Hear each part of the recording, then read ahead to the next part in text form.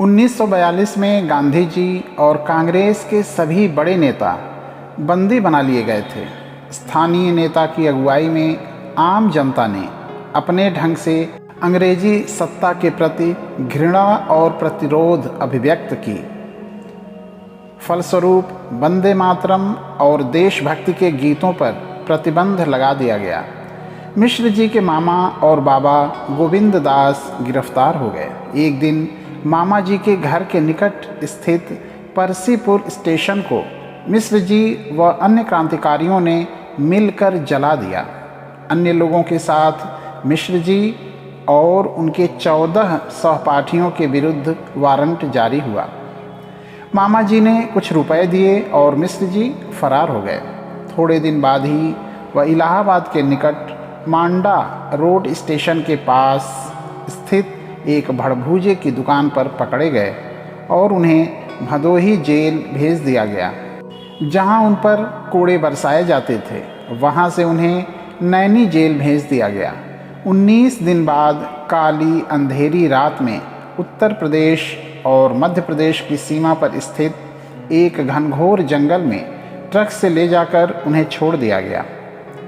बाल्यकाल के संस्कार, 1942 में मिली यातनाओं की कटु स्मृतियाँ और स्वाधीनता के लिए देश का दिन पर दिन तप्त होता वातावरण, सबने मिलकर पंडित चंद्रशेखर मिश्र जी को शौर्य चेतना का अप्रतिम कवि बना दिया। मिश्र जी की पश्चिमी भोजपुरी में लिखी गई प्रथम महत्वपूर्ण रचना थी दौरी हकवा, जो गांव के दलित समाज पर सामंती वर्ग द्वारा किए जाने वाले अत्याचार को केंद्रित कर करुण रस में लिखी गई थी। आज के तत्कालीन संपादक ने उस कविता को विशेष नोट के साथ प्रकाशित किया था। इसके पश्चात उनकी रचनाएं प्रति सप्ताह उस अखबार में छपने लगीं। उसी से प्राप्त पारिश्रमिक द्वारा उनकी आर्थिक समस्या का निराकरण होने लगा। बाद में लखनऊ से ठाकुर प्रसाद सिंह द्वारा संपादित उत्तर प्रदेश में भी उनकी कविताएं छपने लगीं। उधर वाराणसी के सुप्रसिद्ध दैनिक सन्मार्ग में साहित्यिक कालम देखने का कार्य भी उन्हें मिल गया।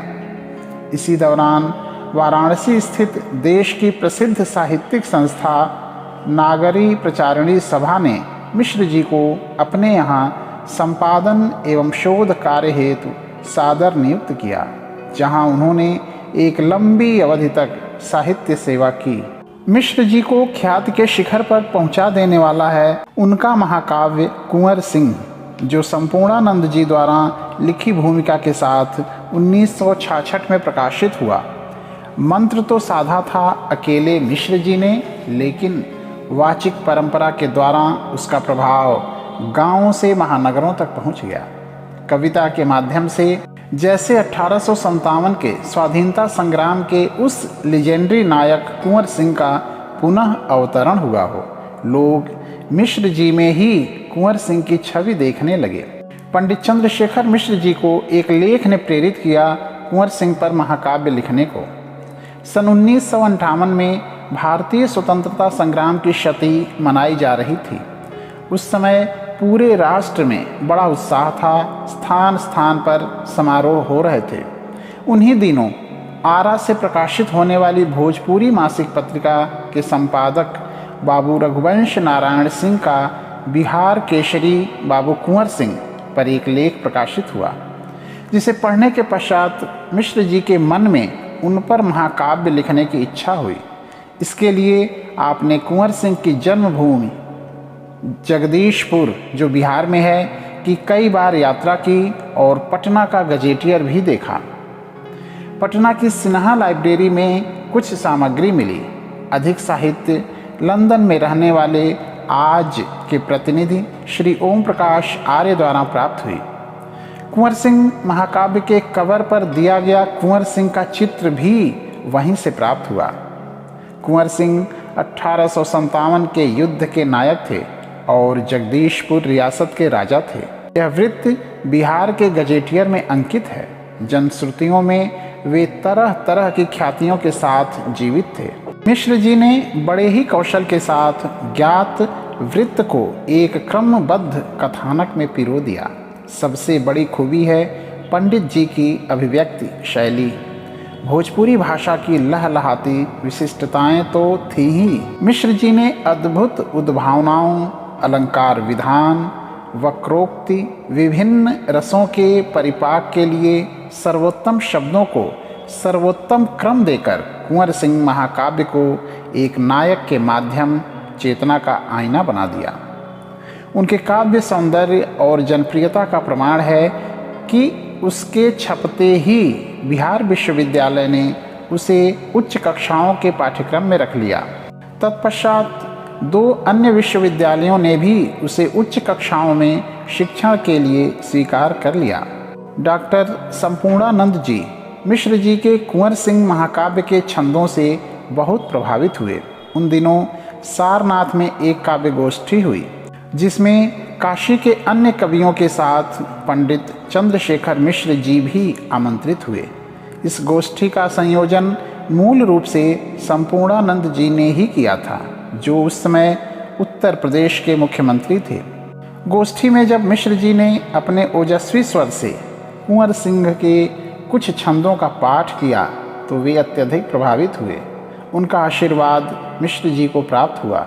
जिन छंदों के पाठ से मुख्यमंत्री जी मुख्य रूप से प्रभावित हुए थे वह है नेवता बलि बेदी क छोड़ी के औरन क कबहू यह आवत नाही, मारू जुझारू बजई बजना केहू दूसर राग बजावत नाही, छोड़ के वीर भरी कविता रस दूसर में केहू गावत नाही, छुरी कटारी बिके सगरन चुरिहारिन गाँव में आवत नाही, पूतन से बुढ़वा कहलें रन कैसे चली रहली न जवानी, पेड़ किनारे क जान हमई बस 4 दिना क बची जिन गानी, वेद के मंत्र से पिंड न ले बई बोलत बहु जय देश क बानी, पानी बचाई के ना रखब तब ना हम ले में श्राद्ध में पानी, छाटली बाह गिरी छप से किछु दूरी बनी तब लाल निशानी, भोजपुरी भुइया हुलसी कुखिया जन्मा बेटवा बलिदानी, भागीरथी से कहें धरती जब ले लहरा नदिया इतरानी, बोलई नीर तोहार हया हमरे बेटवा के कटार क पानी। संपूर्णानंद जी ने इन छंदों को 2-3 बार सुना। बाद में जब कुंवर सिंह महाकाव्य प्रकाशन के लिए तैयार हुआ, उस समय वे राजस्थान के राज्यपाल होकर जयपुर चले गए थे। उन्होंने मिश्र जी को जयपुर बुलाया और इस महाकाव्य की भूमिका स्वयं लिखी। इस भूमिका से तथा मिश्र जी की रचना धर्मिता से इस काव्य की प्रामाणिकता पूर्ण हो गई। इस पर उत्तर प्रदेश सरकार ने मिश्र जी को अलंकृत किया और इंदिरा गांधी जी का विशेष आशीर्वाद प्राप्त हुआ।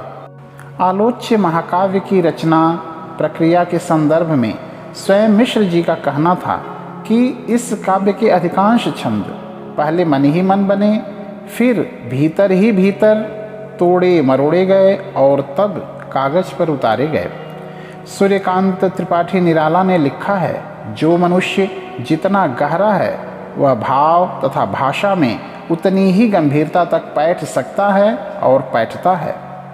साहित्य में भावों की उच्चता का विचार रखना चाहिए। भाषा भावों की अनुगामिनी है। कुंवर सिंह महाकाव्य के भाव पक्ष के वैशिष्ट्य को ध्यान में रखते हुए यह कहा जा सकता है कि मिश्र जी निराला के पैमाने पर खरे साबित हुए हैं। कुल मिलाकर यह वीर रस प्रधान व शौर्य चेतना का काव्य है और महाकवि पंडित चंद्रशेखर मिश्र के कीर्ति का आधार स्तंभ है।